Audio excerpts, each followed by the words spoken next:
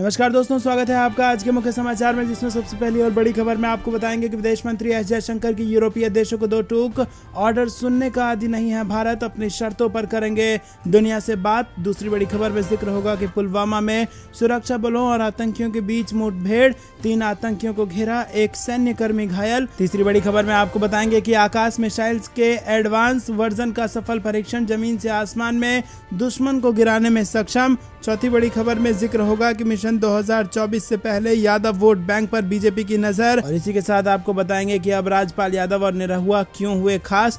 और इसी के साथ पांचवी बड़ी खबर में आपको बताएंगे कि पीएम मोदी ने तेल की बढ़ती कीमत को लेकर विपक्षी पार्टी शासित राज्यों पर साधा निशाना। दोस्तों, हर एक खबर की गहराई में आपको ले जाएंगे, लेकिन उससे पहले अगर आपको विदेश की सेना और पीएम मोदी पर पूरा भरोसा है तो आप अभी इस वीडियो को लाइक कीजिए, और अगर चैनल पर नए हैं तो लाल बटन को दबा के चैनल को सब्सक्राइब करके घंटी बजाकर कमेंट में लिखिए जय हिंद। दोस्तों, रुक करते हैं सबसे पहली और बड़ी खबर की तरफ। विदेश मंत्री एस जयशंकर की यूरोपीय देशों को दो टूक ऑर्डर सुनने का आदि नहीं भारत, अपनी शर्तों पर करेंगे दुनिया से बात। जी हां दोस्तों, विदेश मंत्री एस जयशंकर ने बुधवार को कहा कि भारत अपनी शर्तों पर दुनिया से रिश्ते निभाएगा और इसमें भारत को किसी की सलाह की जरूरत नहीं है। रायसीना डायलॉग में विदेश मंत्री एस जयशंकर ने कहा कि वो कौन है समझकर दुनिया को खुश रखने की जगह हमें इस आधार पर दुनिया से संबंध बनाने चाहिए कि हम कौन हैं, दुनिया हमारे बारे में बताए और हम दुनिया से अनुमति लें वाला दौर खत्म हो चुका है। विदेश मंत्री ने भी कहा कि अगले 25 सालों में भारत वैश्वीकरण का केंद्र होगा। रुक करते हैं अगली बड़ी खबर की तरफ। पुलवामा में सुरक्षा बलों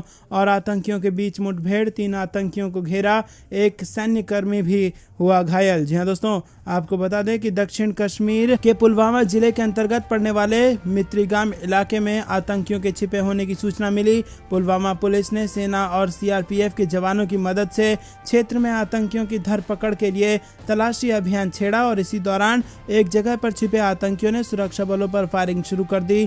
पहले तो सुरक्षा बलों ने आतंकियों को आत्मसमर्पण करने की चेतावनी दी, लेकिन आतंकियों ने इसे अनसुना कर सुरक्षा बलों पर फायरिंग शुरू कर दी।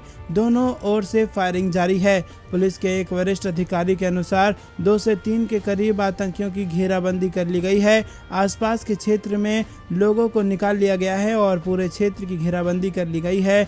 ड्रोन की भी मदद ली जा रही है ताकि इससे पता चलेगा कि आतंकियों की संख्या कितनी है और उनके पास किस किस तरह के हथियार हैं। रुक करते हैं अगली बड़ी खबर की तरफ। आकाश मिसाइल के एडवांस वर्जन का सफल परीक्षण, जमीन से आसमान में दुश्मन को गिराने में सक्षम। जी हां दोस्तों, जैसलमेर में बुधवार को आकाश मिसाइल के एडवांस वर्जन का सफल परीक्षण किया गया। यह परीक्षण पोखरण फील्ड फायर रेंज में किया गया और ये मिसाइल जमीन से आसमान में मार करने में सक्षम है। जानकारी के मुताबिक मिसाइल ने टारगेट को सफलतापूर्वक ध्वस्त कर दिया।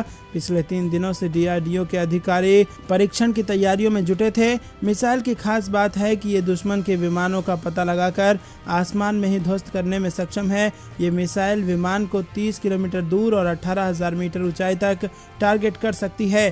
परीक्षण सफल होने के बाद डीआरडीओ और आर्मी के अधिकारियों ने एक दूसरे को बधाई दी। दोस्तों, रुक करते हैं अगली बड़ी खबर की तरफ। पीएम मोदी ने तेल की बढ़ती कीमतों को लेकर विपक्ष शासित पार्टियों और राज्यों पर साधा निशाना। जी हां दोस्तों, आपको बता दें कि प्रधानमंत्री नरेंद्र मोदी ने वीडियो कॉन्फ्रेंसिंग के जरिए देश में कोविड-19 की स्थिति पर राज्यों के मुख्यमंत्रियों के साथ समीक्षा बैठक की।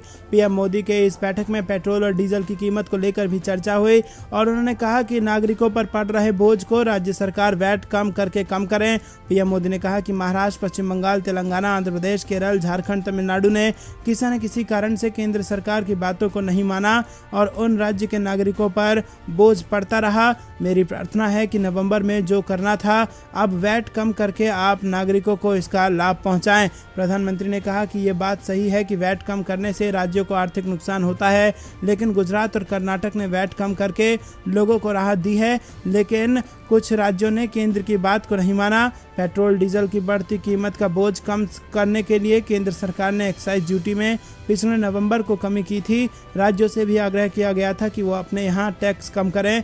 कुछ राज्यों ने तो अपने यहाँ टैक्स कम कर दिया, लेकिन कुछ राज्यों ने अपने लोगों को इसका लाभ नहीं दिया। दोस्तों, रुक करते हैं अगली बड़ी खबर की तरफ। मिशन 2024 से पहले यादव वोट बैंक पर बीजेपी की नजर।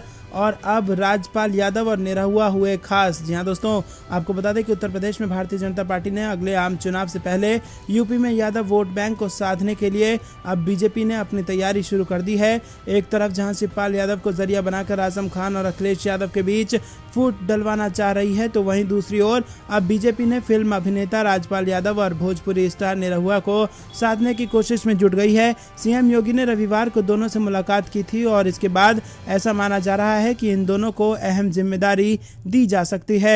लखनऊ में ऐसी अटकलें हैं कि फिल्म अभिनेता और मशहूर कॉमेडियन राजपाल यादव को उत्तर प्रदेश फिल्म विकास परिषद का चेयरमैन बनाया जा सकता है और यूपी में लोकसभा की 2 सीटों पर होने वाले उपचुनाव से पहले योगी सरकार राजू श्रीवास्तव की जगह राजपाल नौरंग यादव को बड़ी जिम्मेदारी दे सकती है। दोनों ने रविवार को सीएम योगी से मुलाकात की थी और इस मुलाकात के बाद इस चर्चा को हवा मिली है कि यादव वोट बैंक को साधने के लिए भाजपा नया प्रयोग कर सकती है। दोस्तों, रुक करते हैं अगली बड़ी खबर की तरफ। झारखंड से बड़ी खबर, बिजली संकट को लेकर बीजेपी ने सरकार को घेरा, रांची सहित कई जिलों में किया प्रदर्शन। जी हां दोस्तों, आपको बता दें कि झारखंड में चल रहे बिजली संकट पर प्रदेश की प्रमुख विपक्षी पार्टी बीजेपी राज्य सरकार पर हमलावर है। बुधवार को बीजेपी ने राजधानी रांची सहित राज्य के कई जिलों और अनुमंडलों में से इस मुद्दों पर प्रदर्शन किया और रांची में पार्टी के प्रदेश अध्यक्ष और सांसद दीपक प्रकाश की अगुवाई में मोरहाबादी स्थित बापू वाटिका में सैकड़ों बीजेपी कार्यकर्ता जुटे और बिजली संकट को लेकर राज्य सरकार से इस्तीफे की मांग की। दीपक प्रकाश ने मौके पर कहा कि राज्य में बिजली कटौती अभूतपूर्व है और इसके लिए राज्य का ठेका पट्टा वाली सरकार जिम्मेदार है और इसी के साथ इस सरकार का केवल एक ही मकसद है, किसी तरह से झारखंड की खनिज संपदा को लूटना। चुनाव के वक्त हेमंत सोरेन ने झूठा वादा किया था कि सरकार बनी तो 100 यूनिट बिजली मुफ्त देंगे। मुफ्त बिजली तो नहीं मिली, जनता को भीषण गर्मी में भी बिजली देखने के लिए तरसना पड़ रहा है। पिछले 2.5 साल से राज्य में ना बिजली का एक पोल लगा और ना 1 मीटर बिजली का तार लगा। दोस्तों, रुक करते हैं अगली बड़ी खबर की तरफ। बीजेपी कर रही है 40 गाँव के नाम बदलने की तैयारी, नगर निगम भेजेगा दिल्ली सरकार को प्रस्ताव। जी हाँ दोस्तों, आपको बता दें कि दिल्ली में भारतीय जनता पार्टी 40 गांव के नाम को बदलना चाहती है और दिल्ली बीजेपी अध्यक्ष आदेश गुप्ता ने इन 40 गांव के नाम की सूची भी तैयार कर ली है। बीजेपी जल्द ही इन 40 गांव के नाम बदलने का प्रस्ताव दिल्ली की केजरीवाल सरकार को भेजेगी। इससे पहले भी दक्षिणी दिल्ली के मोहम्मदपुर का नाम बदलकर माधवपुरम करने का प्रस्ताव बीजेपी ने दक्षिण दिल्ली नगर के पास कर दिल्ली सरकार को भेजा था, जिस पर दिल्ली सरकार ने अभी तक कोई जवाब नहीं दिया है। वहीं अब बीजेपी दिल्ली के 40 गांव का नाम बदलना चाहती है। 40 गांव के नाम बदलने के पीछे बीजेपी ने तर्क दिया है कि ये नाम गुलामी के प्रतीक है और यहाँ रहने वाले लोग खुद ही इसका नाम बदलना चाहते हैं। दोस्तों, रुक करते हैं अगली बड़ी खबर। एक साथ 78,000 से ज्यादा तिरंगे फहरा कर रच दिया इतिहास, Guinness book of world record में नाम हुआ दर्ज। जी हाँ दोस्तों, भारत ने इतिहास रचा और 23 अप्रैल को एक साथ सबसे ज्यादा राष्ट्रीय ध्वज लहराकर Guinness book of world record में अपना नाम दर्ज करा दिया। इस ऐतिहासिक दिन केंद्रीय गृह मंत्री अमित शाह भी मौके पर मौजूद थे और सांस्कृतिक मंत्री ने कहा कि 23 अप्रैल को भारत ने बिहार के भोजपुर में वीर कुंवर सिंह विजयोत्सव कार्यक्रम में एक साथ 78,220 झंडे लहराकर Guinness book of world record में प्रवेश किया है। इस प्रयास को Guinness book of world record के प्रतिनिधियों ने देखा और सहभागियों को शारीरिक पहचान के लिए बैंड पहनाने के लिए कहा गया। वहीं गिनेस वर्ल्ड रिकॉर्ड सर्टिफिकेट में कहा गया है कि भारत में आजादी का अमृत महोत्सव मनाने के लिए गृह मंत्रालय और सांस्कृतिक मंत्रालय ने 23 अप्रैल 2022 को बिहार के भोजपुर के जगदीशपुर में सबसे ज्यादा लोगों द्वारा झंडे लहराने का रिकॉर्ड बनाया।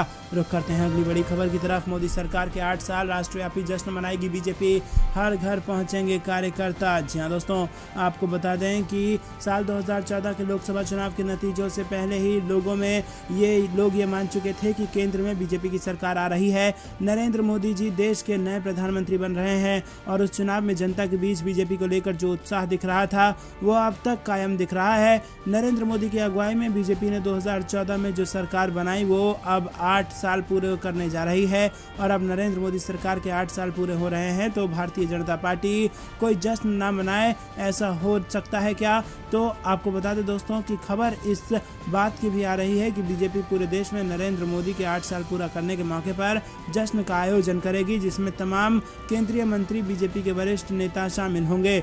जानकारी के मुताबिक राष्ट्रव्यापी जश्न मनाने के लिए बीजेपी के राष्ट्रीय अध्यक्ष जेपी जेपी नड्डा ने 12 नेताओं की टीम बनाई है और इस टीम की अगुवाई केंद्रीय मंत्री अनुराग ठाकुर, बीजेपी के महासचिव अरुण सिंह कर रहे हैं और इस टीम को जिम्मेदारी दी गई है कि वो राष्ट्रव्यापी जश्न का रोड मैप तैयार करे, 5 मई तक केंद्रीय नेतृत्व को सौंप दे और इस पर मुहर लगाते ही भारतीय जनता पार्टी अपनी पूरी ताकत झोंक देगी। नरेंद्र मोदी सरकार के 8 साल पूरा होने के मौके पर जश्न मनाने के लिए इस खास टीम में अनुराग ठाकुर, अरुण सिंह के साथ साथ केंद्रीय मंत्री राजीव चंद्रशेखर और इसी के साथ कई सारे नेता शामिल थे। रुक करते हैं अगली बड़ी खबर की तरफ। भारत के रुख पर उठ रहे सवालों का विदेश मंत्री ने दिया जवाब, यूरोपीय मुल्कों को दिखाया आईना। जी हाँ दोस्तों,